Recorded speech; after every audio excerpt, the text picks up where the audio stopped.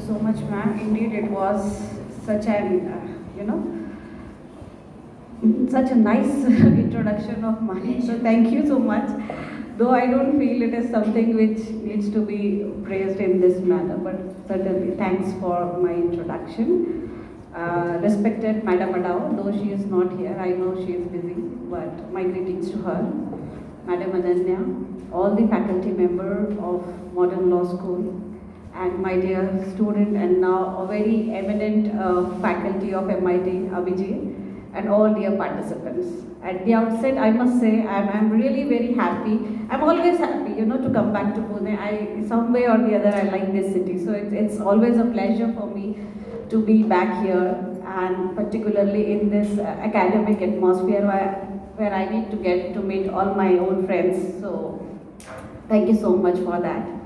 Madam, one more thing I would like to tell you that because my topic is interdisciplinary approach, and the introduction which you have given for my earlier speaker, in that introduction, one very prominent thing you missed, that he is an excellent singer.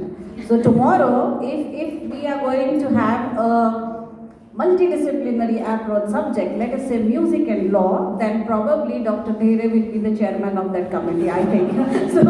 so we need to look it from that perspective as well, that we are here talking about multidisciplinary approach, wherein all of us, each one of you, are having some share of multidisciplinary attitude in yourself, and we are going to, this is what NEB says, that we want to cherish that attitude of each and every student, whether it is from the school or higher education, that whatever they have or whatever they pursue within that is going to be flourished, that is going to be polished, that is going to be enhanced, so that they can come up with a marketable product, in the competition.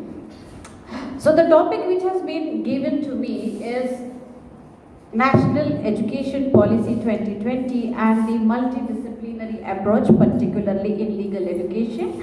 Kindly excuse me if there are some non-law people. If you have any queries, you can certainly ask me. But I wish to speak today on the legal approach of legal insight about the multidisciplinary approach.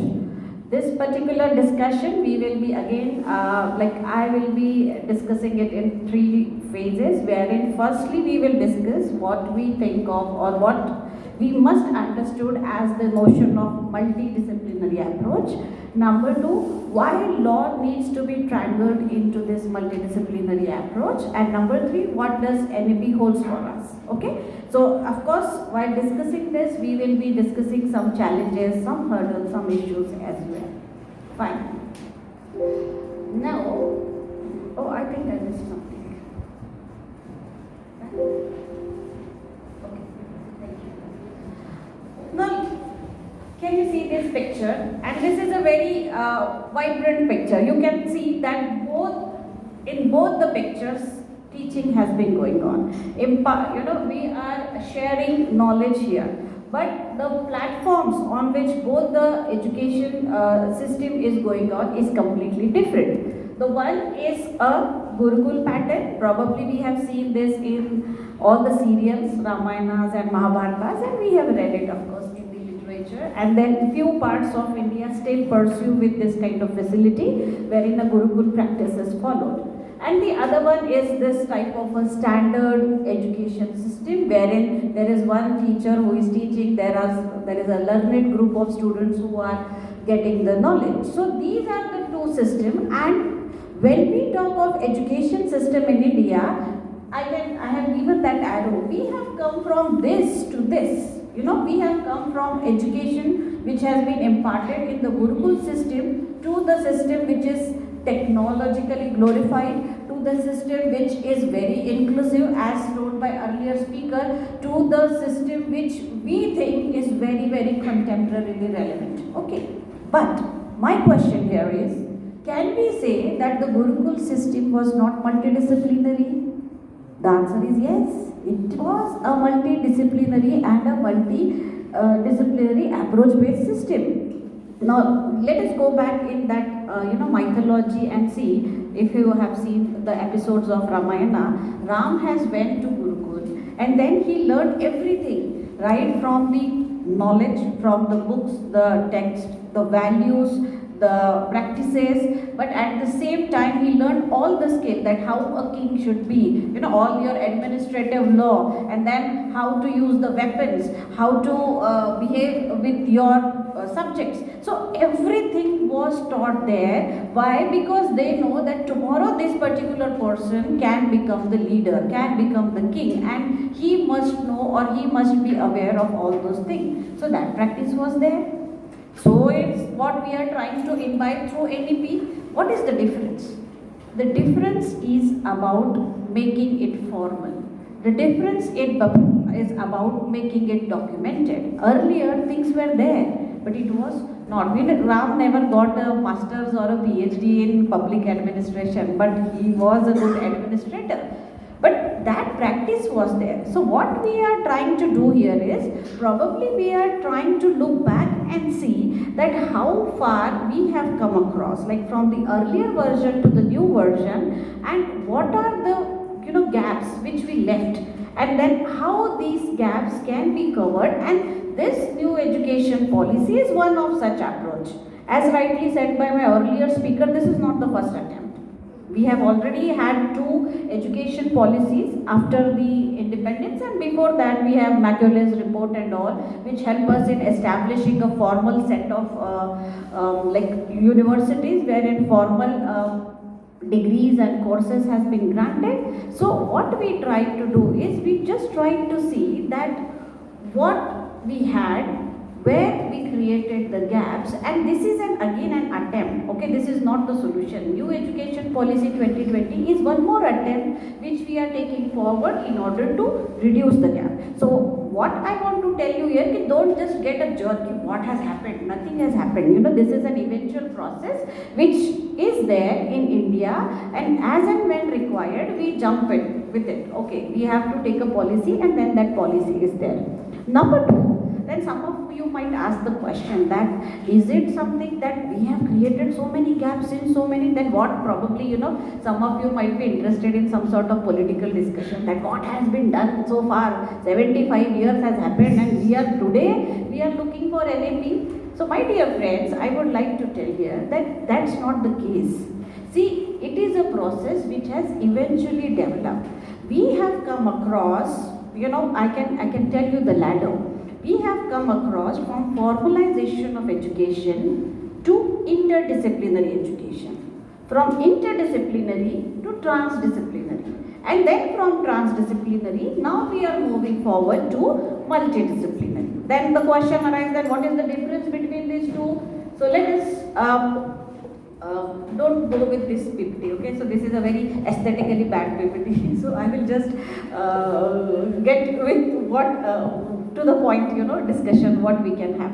So what do we understand by interdisciplinary? Okay, now this is first thing which we all need to clarify from our mind, so that what exactly we have to do in multidisciplinary, that we will come to know.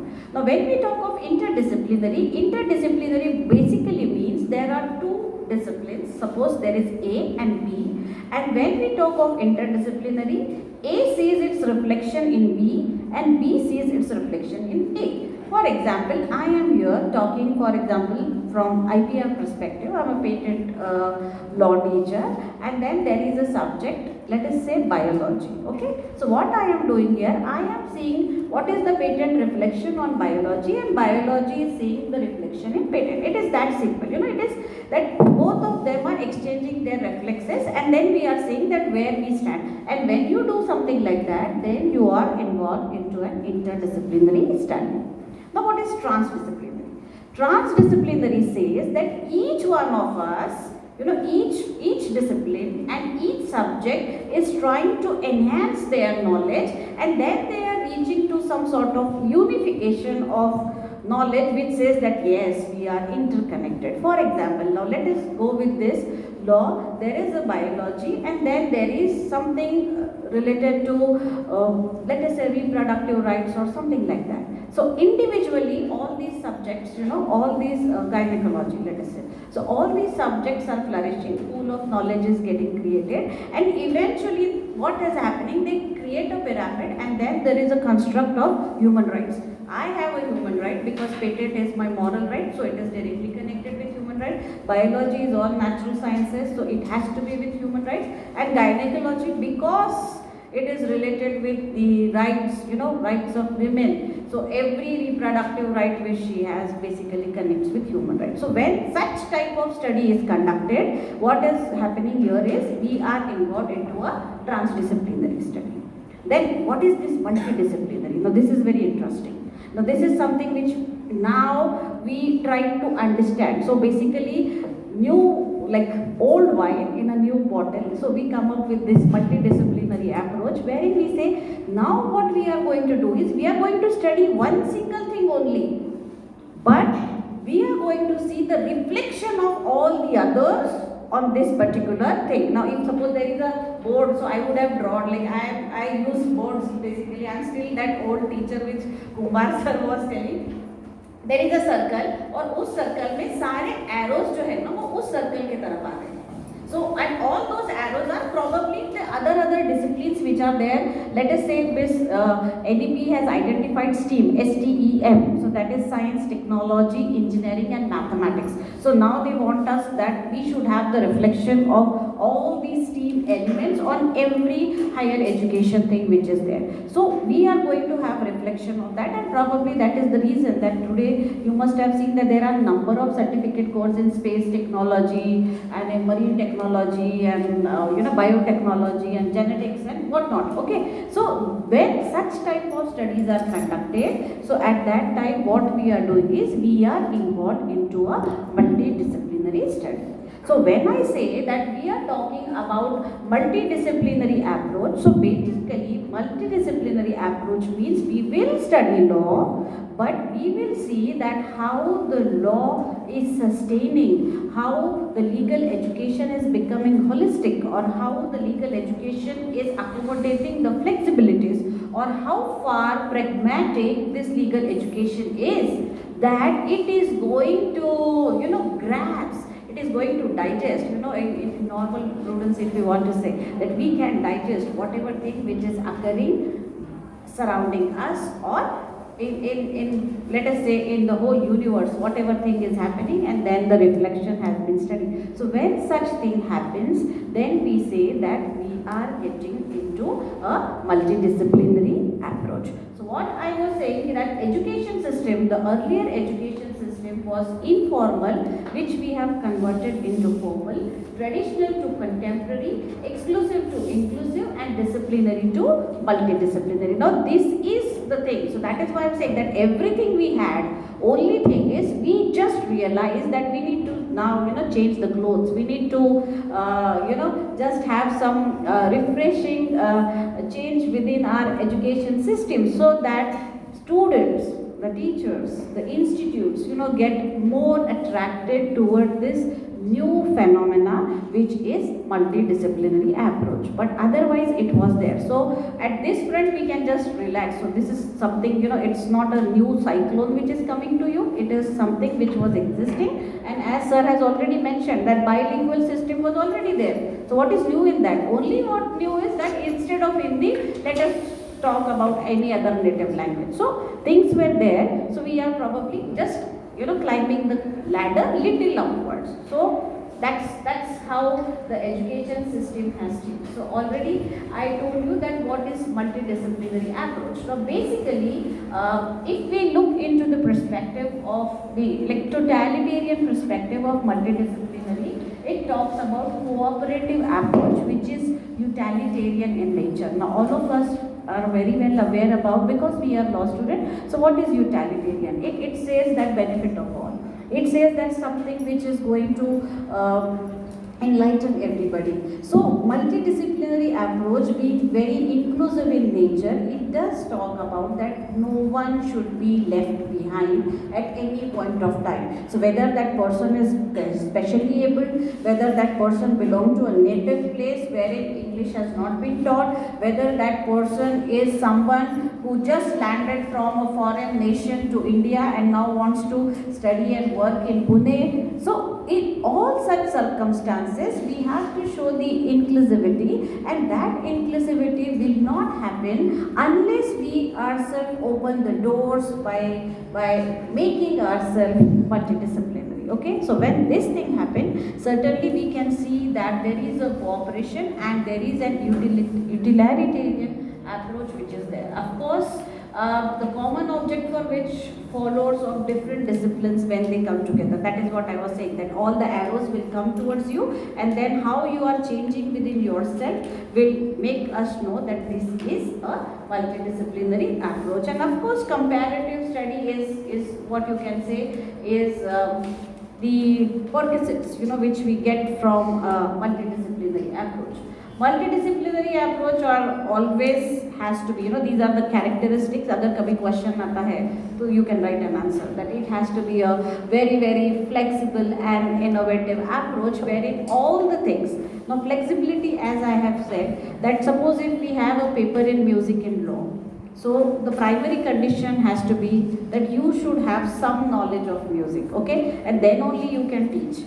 I probably can, even if tomorrow I become professor or whatnot, but I cannot teach that paper because primary knowledge I don't have. So that is a limitation. So when such type of multidisciplinary approaches are there, we have to see that how far flexible we can. Means how much stretch you can do. You cannot stretch. You cannot just accommodate something because you want to accommodate. You have to see your limitation as well and then see how far you are flexible. So the condition of flexibility is subjective depending upon the situation and circumstances, what madam was telling, that we have to see that how far we can be flexible, and of course innovative, that within that what is the innovation, that all the teachers has been told to make the papers, so this is the innovative thing which has happened, but though it is a temporary kind of an adjustment, certainly not the proper version of innovation, but this happens. Okay, so multidisciplinary approach demands us to be very flexible and very innovative in our approach, which is integrated. Integrated means again when you are combining all these things together, and it's like pouring all the colors and then you are saying that what color is coming out. Okay, so that sort of integration is there, and of course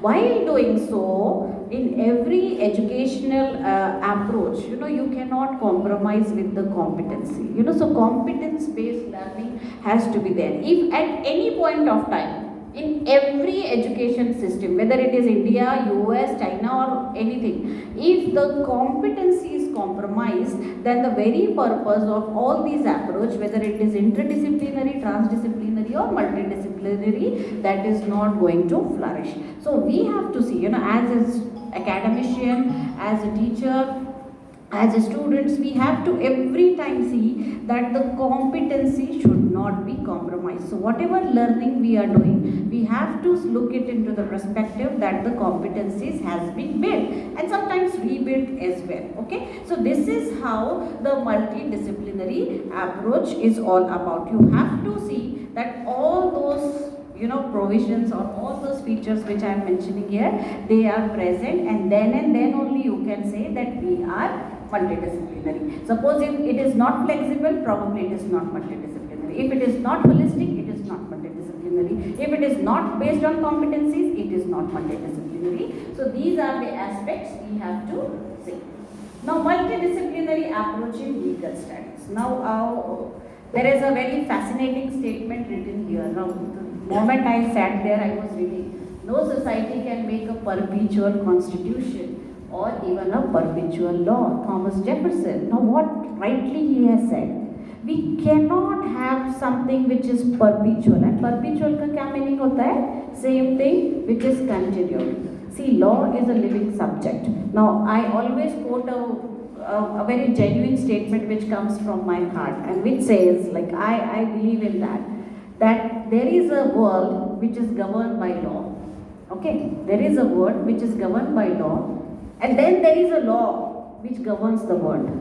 And now you see the difference between the two statements. It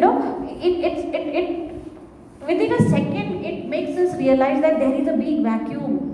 I can give you one incident here. When I completed my LLB, and like all the fresh lawyers, the first thing I wanted is to wear that black coat and appear in front of High Court judge and whatnot. I was like, and when the first day I entered, way back in 2002, the first thing which that clerk in that High Court asked me is, Madam, whatever papers you have submitted, your purses is missing.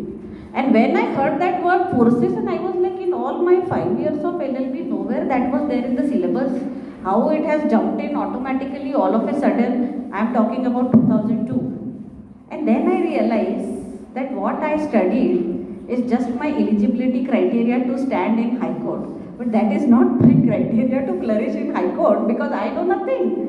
You know, the practical applicability of that course needed something very different which was not taught in that course.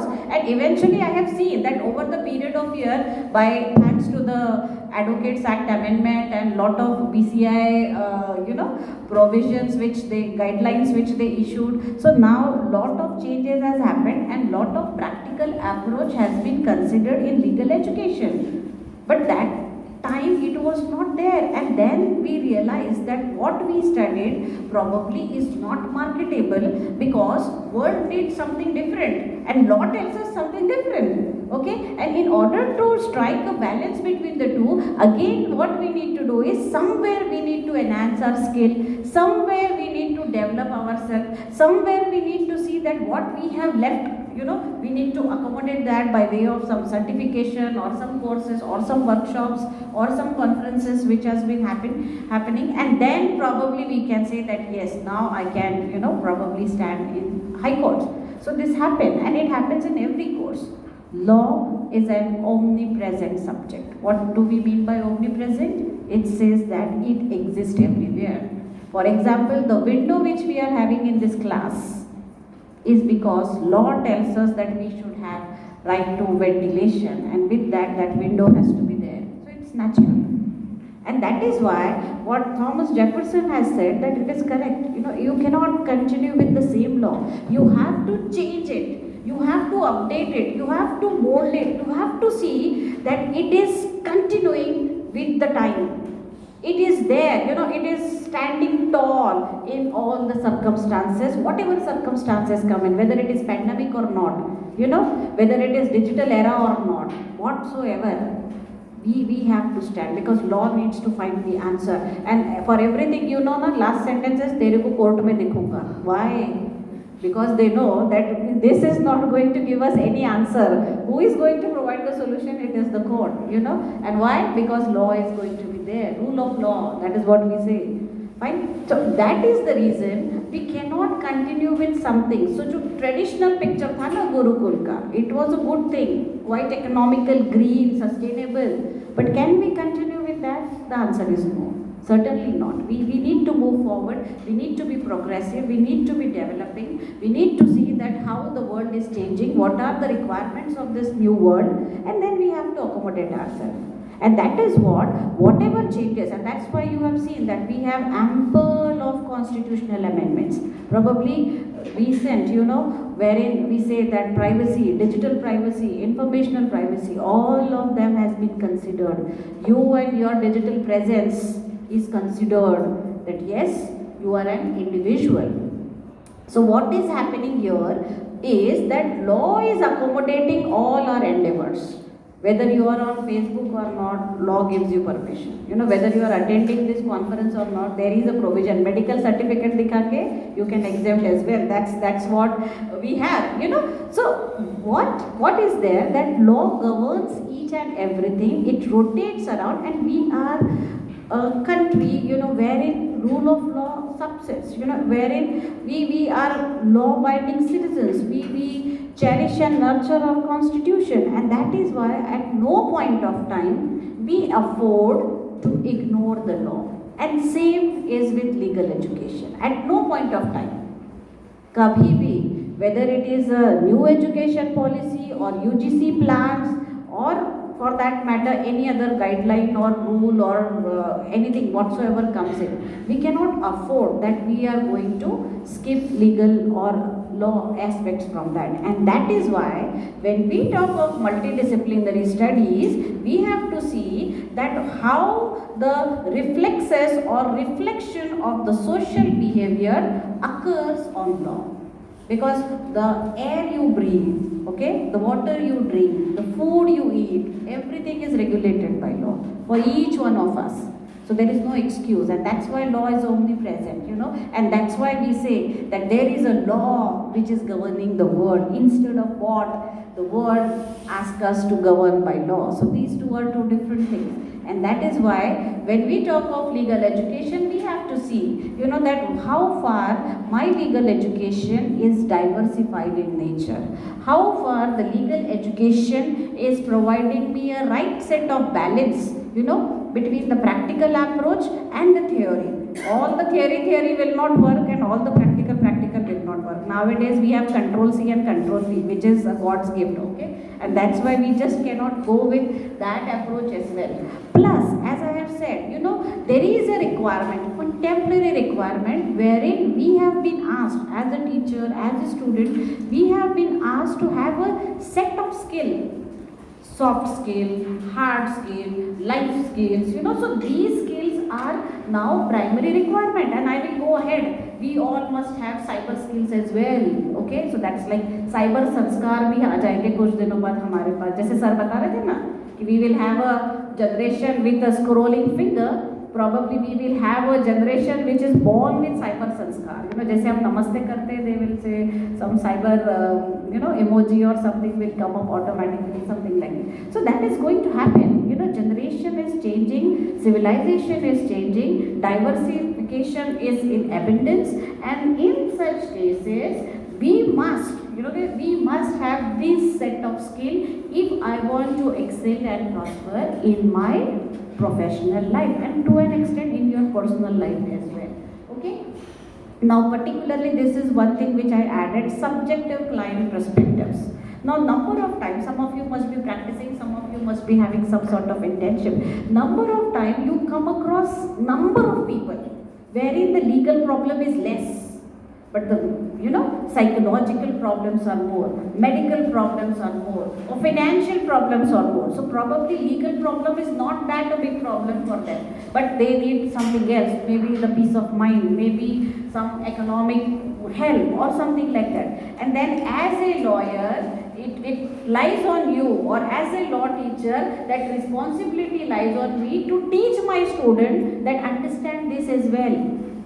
You are there to provide a solution to the society, and it has to be in the form of totality. See, anything which is incomplete and unsatisfactory, it is not a solution. Anything which is not solving the problem, it is not a solution. And solution can never be temporary. Okay, so in all such cases, what you have to see is that what solution you are providing, so you are taking care of your client's perspective in totality. If he is in stress, he is in some sort of burden, if he is not in a position to convince, language barrier, something like that. So you should be able to understand that, and that is how your soft skill, hard skill, life skills will come up. If you know all those things, probably you are in a position to understand this. As a good lawyer, the first requirement is understand the problem. If you are not in a position to understand the problem, you cannot become a good lawyer. Providing solution comes at a very, very later stage. And in order to understand the problem, you must have those skills. And as I have said, I too don't know courses, so probably how bad lawyer I could have been, so better I am not there. Right? You should know that these are the requirements.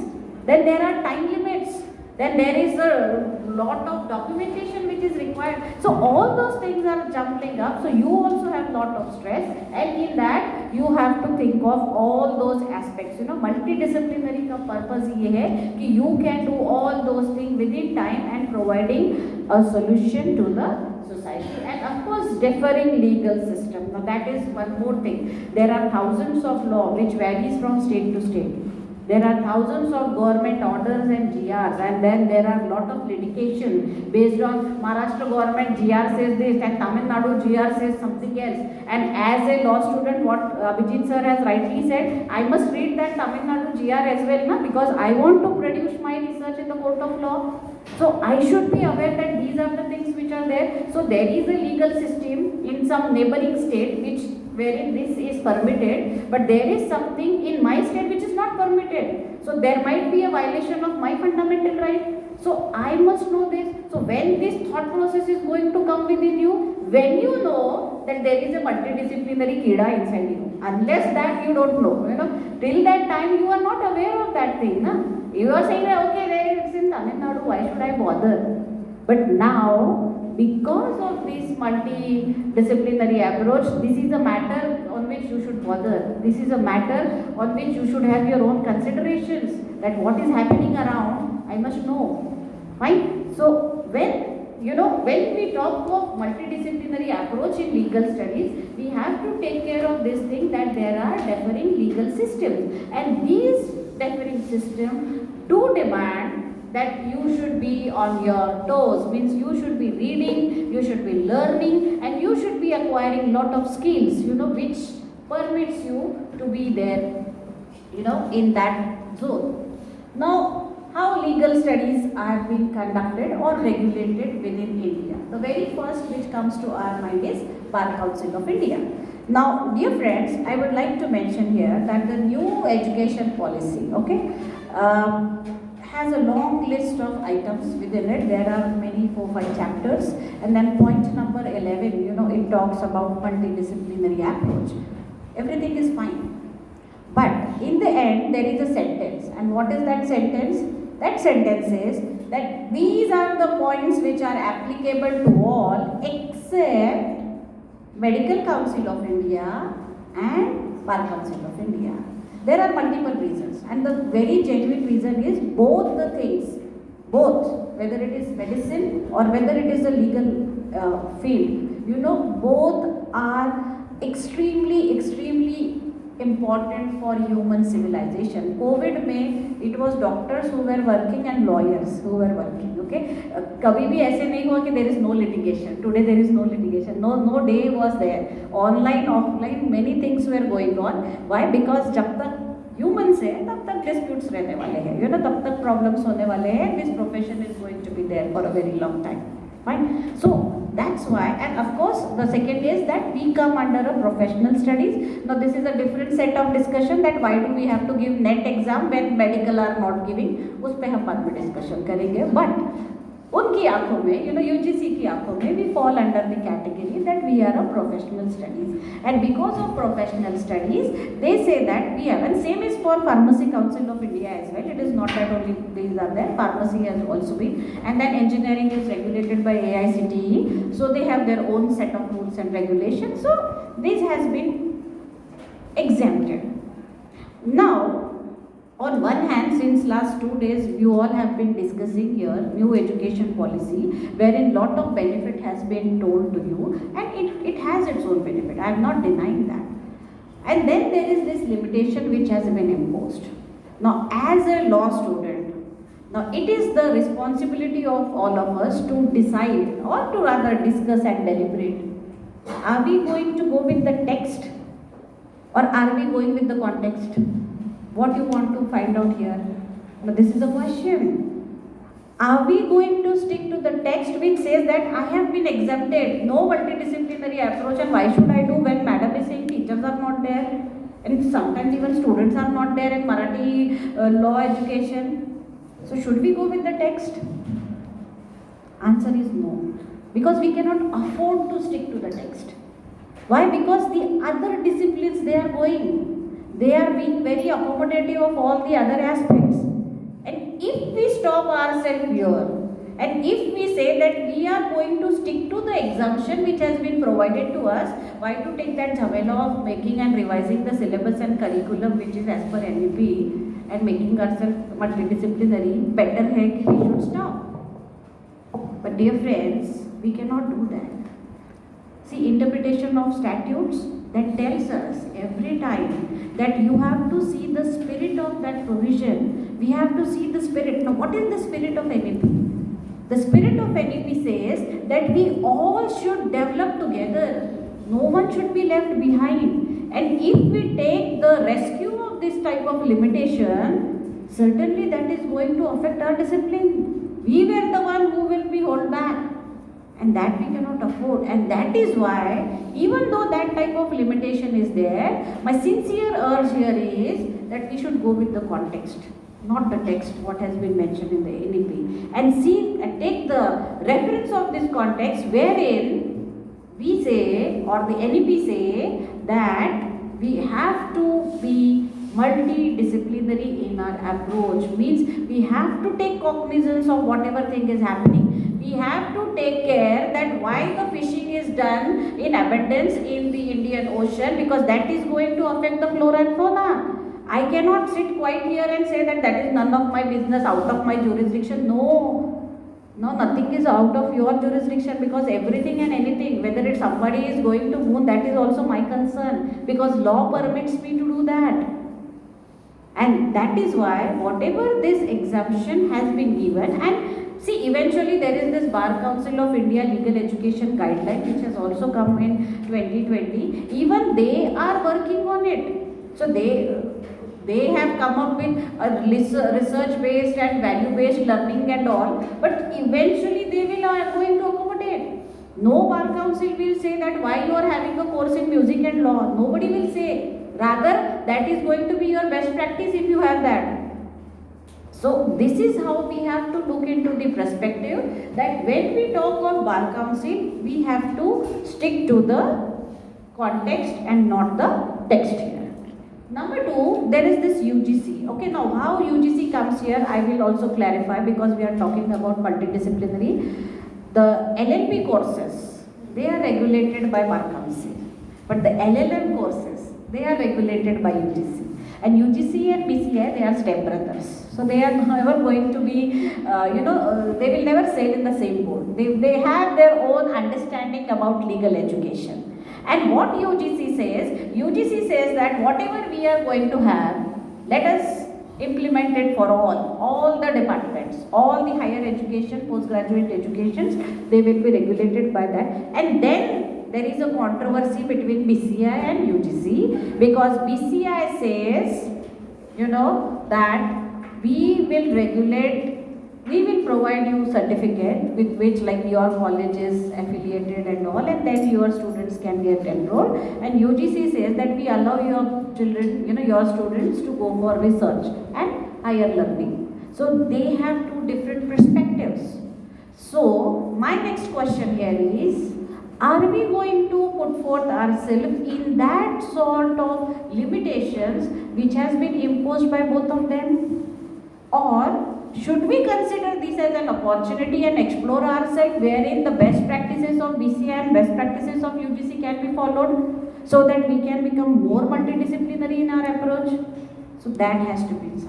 No, we cannot allow ourselves, because we are in legal studies, we cannot allow ourselves to become very normative about something, or we cannot keep ourselves very primitive. Nahi, itna hi karenge, isse zyada nahi karenge. You cannot afford.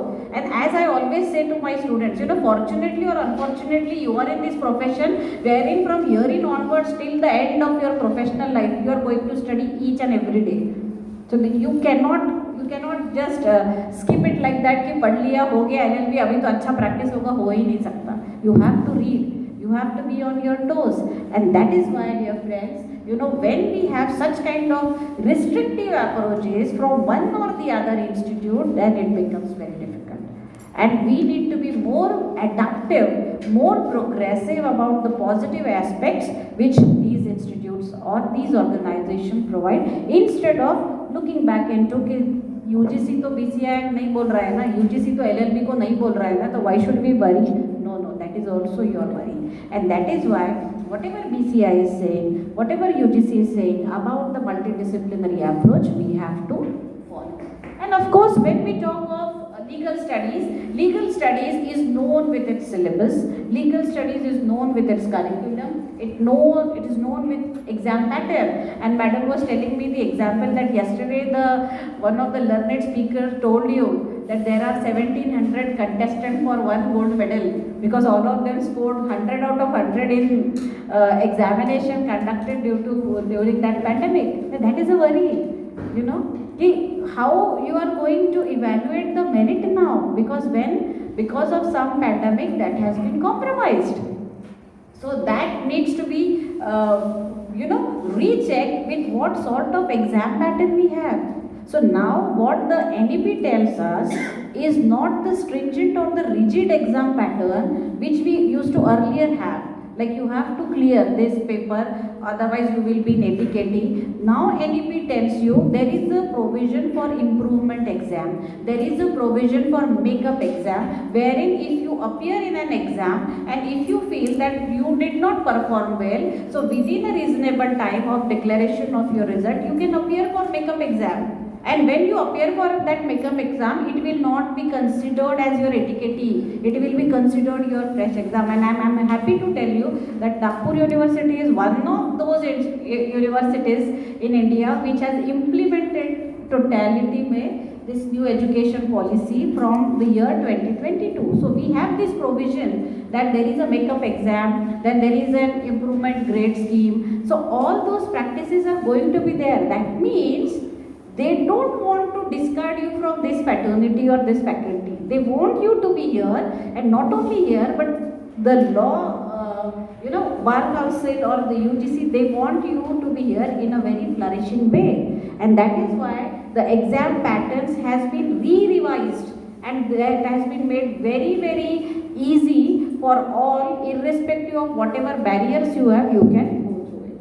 And then, of course, we had a dynamic clinical legal education. We earlier had only Lok Adalats and all. Nowadays, there is online arbitration, online dispute redressal. So these are very promising things which is happening. And then, of course, Advocates Act that keeps on changing, that keeps on amending. Then this BCI legal education rule which I was telling you, wherein 1 year LLM has been discarded and 2 years LLM has been reinstated.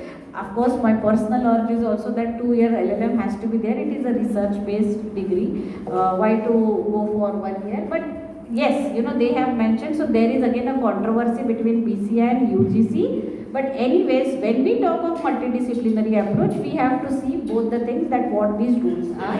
And of course, all of you are aware about choice-based credit system and choice-based credit-based pattern, wherein now credits has been allotted to you. So credit has been allotted only with the intention that your mark sheet must have a global relevance, that if you have a credit, so tomorrow if you want to apply in any foreign university and if you can produce your 4 credit or 10 credit or 30 credit, whatever certificates you are getting, that is considered as a degree equivalence. Otherwise, earlier we used to student used to get enrolled into some more courses wherein that credit was given to them. But now we all are on global platforms, so all of you are getting a credit based mark sheets. Fine. So this is now what this multidisciplinary approach expectations are.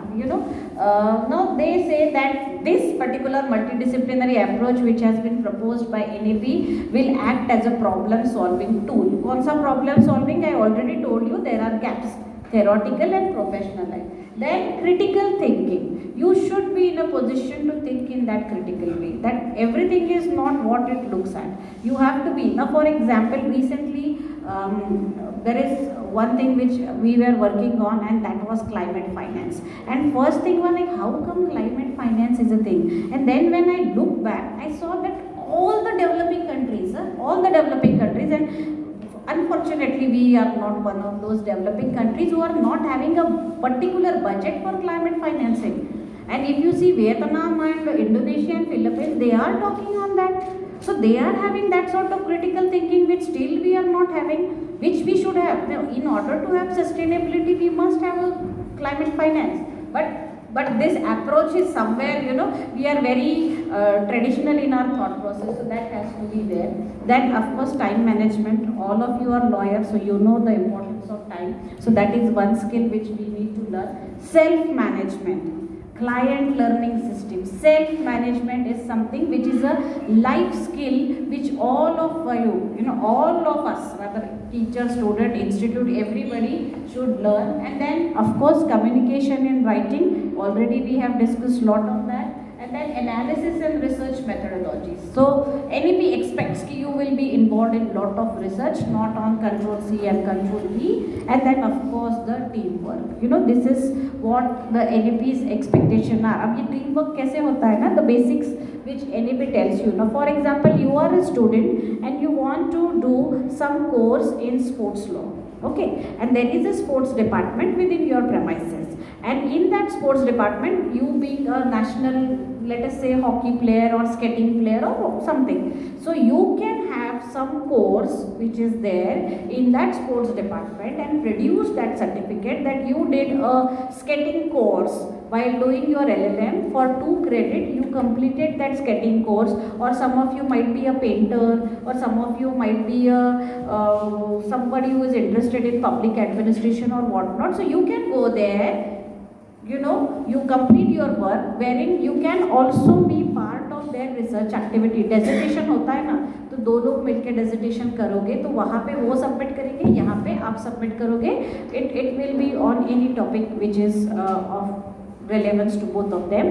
So this is how the teamwork can be built in. So this is the idea of new education policy, that we want this sort of team building. We don't want there is one leader and 10 followers who are following that team. We want that all the 10 leaders are coming together, working together and coming up with some sort of output, okay, some sort of solution.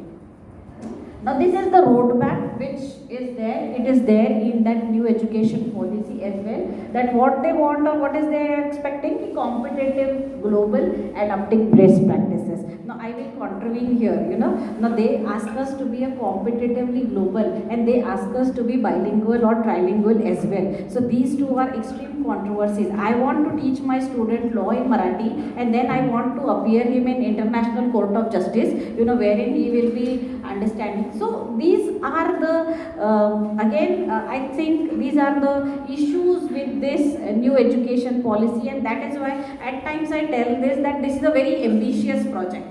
वो avatar movie है ना, Pandora दिख रहा है हमें, बहुत अच्छा लग रहा है, पर हमको पता है कि हम वहाँ जा नहीं सकते. हमको पता है कि वो शायद उतना रियल नहीं है जो हम सोच रहे हैं. So at this stage we think this as a very avatar kind of thing, that yes, we want to be competitively global by holding the hand of my native language. If we can do so, certainly we will be the pioneers in that. But how far we will succeed, I don't know, because already Abhijeet sir has given us thousands of languages from all different countries, and if all of them wants to appear in International Court of Justice, pure ICJ will probably say that I will stop my work, I don't want to work anymore. Right? And then of course embrace with new technology. So we are moving forward, okay. Legal education is moving forward. All the legal remedies which are there nowadays, immediately you get the judgment on Supreme Court online and all. So we are moving forward. We are accommodating now. MTP up to 24 weeks has been accepted. Surrogacy has been accepted. So we are moving forward. So we are accepting all the technological things. Inform and illuminated with constitutional values. I already told you what Thomas Jefferson has said. So we are moving with that to a lot of morality quotient, dharma, shastra and everything, that is becoming now part and parcel of our understanding, which was there. Only thing is that now we change the clothes, so now we come to know that, okay, this was there. Earlier, we just were blindfolded.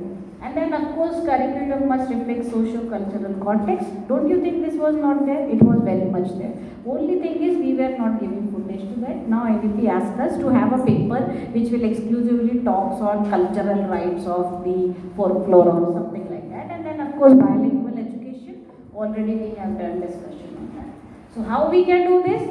These are the things. Now, fortunately, I happen to be the chairman of Board of Studies, and we have implemented that NEP, and that is the time when I realized that these are the practical problems. NEP बताना बहुत easy है, implement करना उतना ही difficult है. The first thing which we all need is the academic autonomy, and how far the universities are ready to give academic autonomy, that is a question.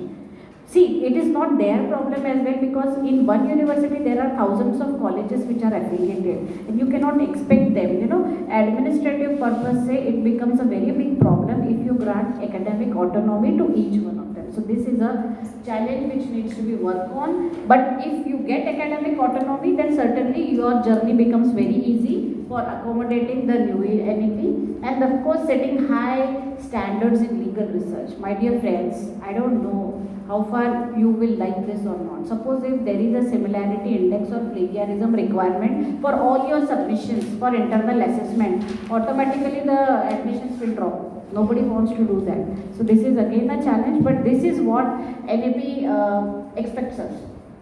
Then identification of contemporary parameters of legal education. What are the contemporary parameters? Like let us say digital privacy you want, or you want abrogation of 377, what you want, so that we need to see. And see, every time you cannot rely, you cannot go to court and take the remedy. You must have something within yourself which makes you aware that this is wrong and this is right. So that is what is expected. Multiple entry, multiple exit. I will take 1 minute here, that if you complete your first year of LLB, you will get a certificate. If you complete 2 years of your LLB, you get diploma in bachelors of arts, whatever you are doing. And if you complete 3 years of LLB, you will get bachelors in art. But suppose, because now again there is a controversy between BCI and UGC. UGC and NEP tells us multiple entry, multiple exit. Now BCI tells us that once you exit, you cannot enter. Now this is what BCI rule is, and that is going to be challenged if we apply NEP in totality, because NEP says ki you have to give a certificate, you have to give a diploma, you have to give a bachelor's, and tomorrow after 5 years, if that student wants to come back and complete his LLB, he or she should be allowed to join from 4th year and let him complete. But so far BCI has not revised their provision of multiple exit. Okay, they are little bit stringent about it, but maybe eventually even that will go away. And as I said, diploma certificate, applied courses. Applied courses means part of that course is happening in some other part is here, and this is how applied, like mathematical and statistics or something like that, biofinances. So applied subjects can come forward. Now this is the last slide. These are the challenges. Basically infrastructure we don't have. We don't have teachers for another 10 years who can accommodate your NEP in totality. Probably the next batch from you who will be taught Marathi, they will become teachers in Marathi, and then they will set the papers, and probably then the NEP will be executed. BCI limitations I already told you. Trained and skilled faculty accepted. We don't have. As I have said, I cannot become a music law professor throughout my life. So this is the agony that we don't have a trained this thing. Affordability. Nobody can afford. Already we talked so much on affordability that students want immediate result. Okay, you are not interested in attending this conference unless you will be given some 5 or 10 marks of internal. This is the fact. Affordably nahi hai, So you want what we are getting in result. Probably that's how lucrative it has to be. Immediately I complete my LLB and I should get a 50,000 ka package per month. Then only I will be interested. Otherwise I am not interested. This is the reality. So in order to make course affordable, things are very difficult. Of course, there has to be a correct balance between requirement and expectation. Unfortunately, we have a different set of requirement. How many matters are pending? Where they are pending? In which court they are pending? And I am talking about space law. I am not in a position to solve the district court matters which are in lakhs. And I want to talk about what that satellite is doing up there, and I want to have a NEP course. Let us be very realistic about it. At this moment, we cannot cater to that need. What is required? Someone is standing hungry near me and I am thinking about some Michelin star dish, probably will not. Okay? And then of course, budgets and finance. How far the government of India is producing a budget, particularly R&D? They have reduced it, and then you are expecting a high quality outcome from the student and teacher. How much grant the UGC is sanctioning? How much grant the university is giving to you? Zero. And then you expect NEP? Very, very unrealistic. Of course. And then there are no guidelines, no regulatory framework, no direction. NEP is just a guideline. Tell me the law. But tell me a guideline wherein the university is coming up and saying that your 2 credit will be accommodated with his credit. University of Pune has a tie-up with MIT, and what MIT is doing we are going to consider. Is it a provision? There is no provision. then why to become so fictitious about it? And that is why, my dear friend, I don't want you to get very scared of this thing. This is a eventually progressing change which is happening, and we will accommodate it, okay? And we will accommodate it in the best possible way. As of now, what we are already doing. सी pandemic में हमने इतना अच्छा कुछ कर लिया है, तो इसे भी हम कर ही लेंगे. Only thing is we have some things here and there that will be accommodated, and eventually the coming generation they will certainly get the benefit of it. But we have to be patient, we have to give them time, and we have to put genuine effort from all the sides. Teachers, students, institute, university, everybody. No stakeholder can say that this is not of my concern. The moment they will say, the system will collapse. Okay? So thank you so much for your patient learning, and I hope I made some sense. If you have some question, you can certainly ask. Thank you so much. Thank you. Any questions from anybody? If no question, I know it's lunchtime. I don't want to stand between you and lunch.